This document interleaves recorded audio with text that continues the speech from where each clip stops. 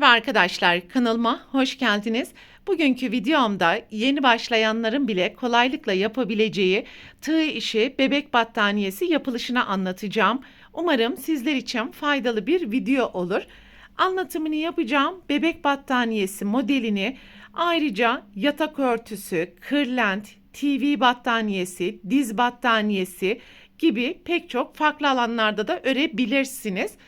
Battaniyeyi örerken 5 renk ile kombinledim ve her 4 sırada bir renk değişimi yaptım. Sizler tercihinize bağlı olarak farklı renk kombinleri uyarlayabilirsiniz. Örmüş olduğum bonibon bebek battaniyesinin çapı 100 çarpı 100 santimetredir arkadaşlar. Kullanmış olduğum iplerin markası Himalaya anti-peeling özelliğe sahip bebe yünleridir. Şu şekilde göstereyim. Tığ numarası olarak ise 3 milimetre ile bebek battaniyesini ördüm. Sizlere anlatımını yaparken 2 renk kullanarak modeli anlatacağım ve yine 3 milimetre tığ kullanacağız. Hazırsanız haydi vakit kaybetmeden battaniyenin yapılışına başlayalım. Altının katı artı 2 zincir yaparak başlayalım.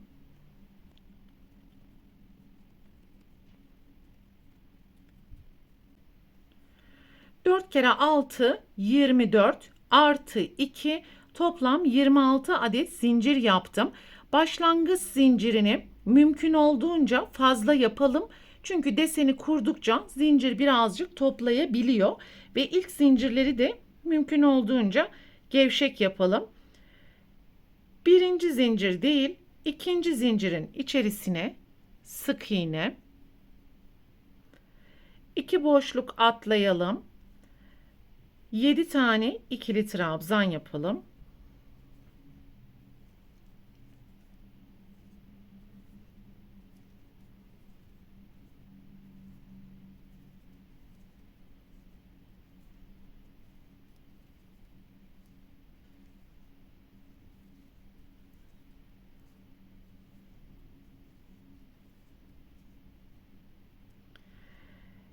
İki tane zincir atlayalım. Sık iğne.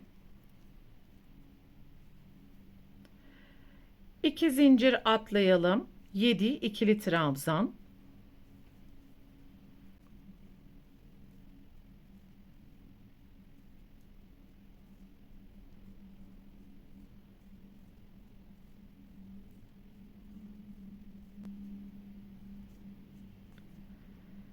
İki tane zincir atlayalım. Sık iğne. 2 zincir atlayalım. 7 tane ikili trabzan. Ve bu şekilde sıra sonuna kadar yapmaya devam edeceğiz.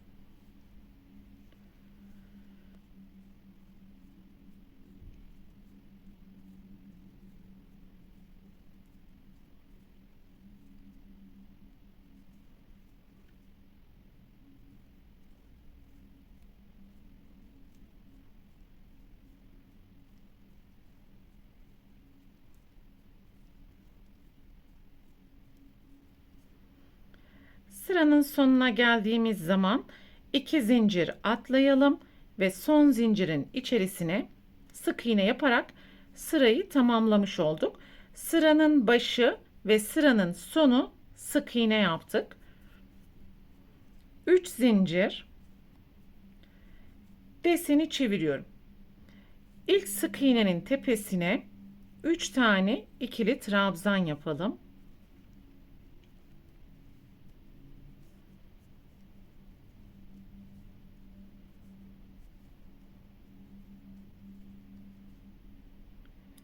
Bir, iki, üç, dördüncü trabzanın tepesine sık iğne.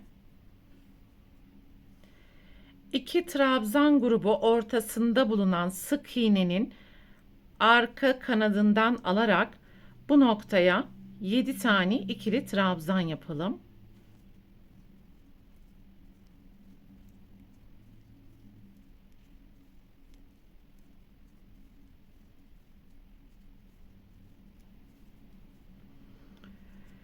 Tekrar 1 2, 3 trabzana atlayalım. Dördüncü trabzanın tepesine sık iğne. 2 trabzan grubu ortasındaki sık iğnenin arka kanadına 7 trabzan.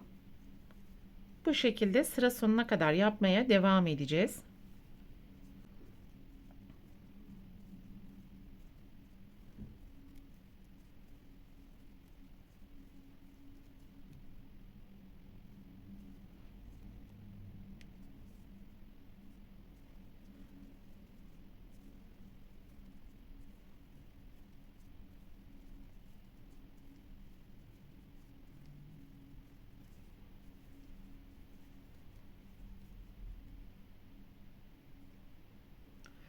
Son trabzan grubundan dördüncüsünün tepesine sık iğne ile sabitledim. Sıranın sonundaki son sık iğnenin tepesine de 4 tane ikili trabzan yapalım.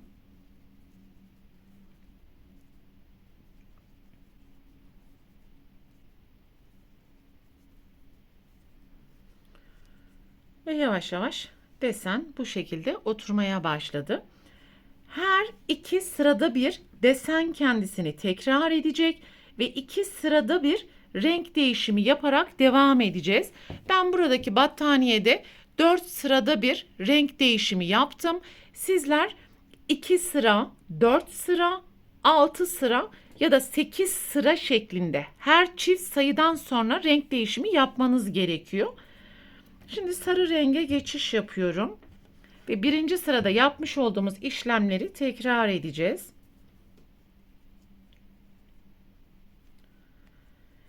İki zincir. Deseni çeviriyorum. İlk trabzanın tepesine sık iğne.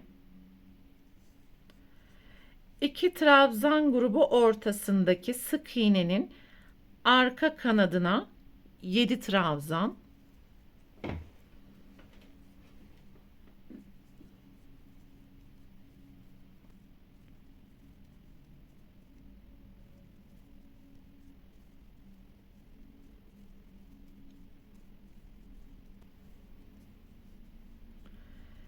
Bir, iki, üç, dördüncü trabzanın tepesine sık iğne. 2 trabzan ortasındaki sık iğnenin arka kanadına 7 trabzan yaparak sıra sonuna kadar devam edelim.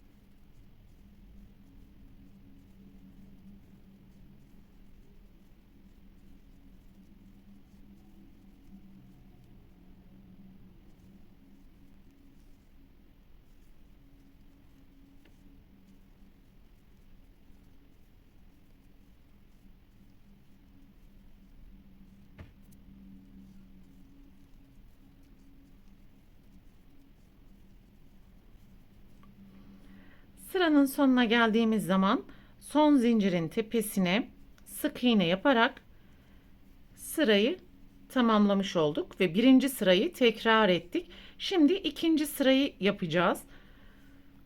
3 adet zincir. Tekrar deseni çeviriyorum. İlk boşluğun içerisine 3 trabzan.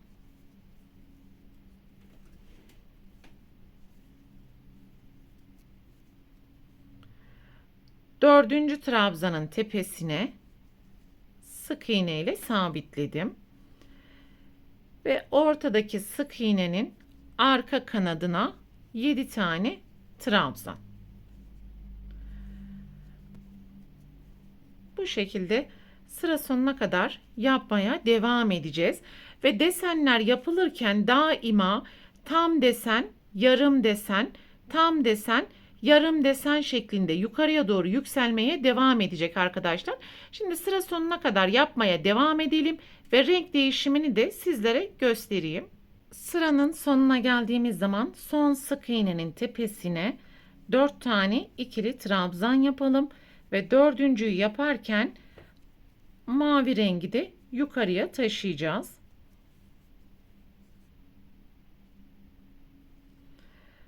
Bu şekilde tığın üzerine aldım. 2 ilmeği birlikte kapattım. Tekrar tığın üzerine aldım. 2 ilmeği birlikte kapattım. Şimdi mavi renkle devam ediyoruz. 2 adet zincir ve ilk boşluktan başlayarak birinci sıradaki ve üçüncü sıradaki işlemleri tekrar edeceğiz arkadaşlar. Battaniye istediğiniz ölçüye gelene kadar bu şekilde deseni yukarıya doğru yükseltmeye devam edebilirsiniz. İstediğiniz ölçüye ulaştıktan sonra yarım desen sırası ile başlayıp yarım desen sırası ile bitirmiş olduğumuz sıradan sonra battaniyenizi bitirebilirsiniz. Yani çift sıralardan sonra battaniyeyi bitireceğiz. Bu şekilde kullanıma hazır vaziyete gelmiş olacak. Dilediğiniz battaniye kenar modelini uyarlayabilirsiniz. Bu videoda anlatacaklarım bunlardan ibaretti. Umarım sizler için faydalı bir video olmuştur. Sonraki örgü eğitim videosunda görüşene dek lütfen kanalıma abone olarak videomu beğenmeyi unutmayın. Hoşça kalın.